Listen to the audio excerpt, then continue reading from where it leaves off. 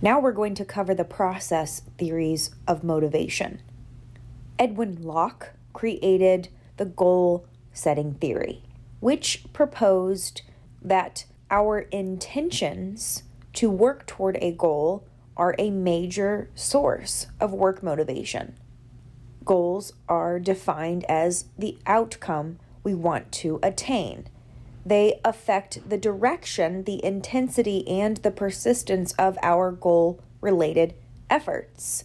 They tell us what to do and how much effort is required.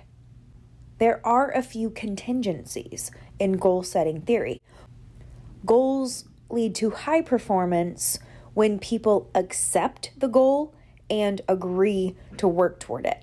This is one of the reasons why we like to have participation in the goal-setting process so that people have some input.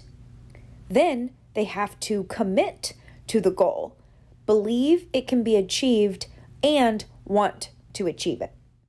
People tend to commit to goals when they expect to reach the goal, when they have high self-efficacy, confidence that they'll be able to perform the tasks required to reach the goal, when they like the outcomes, and when they've had a chance to participate in the setting process. Specific and difficult goals are better than vague and easy goals. Quote, do your best is not enough. Challenging goals get our attention and make us work harder than we would have if we picked an easier goal.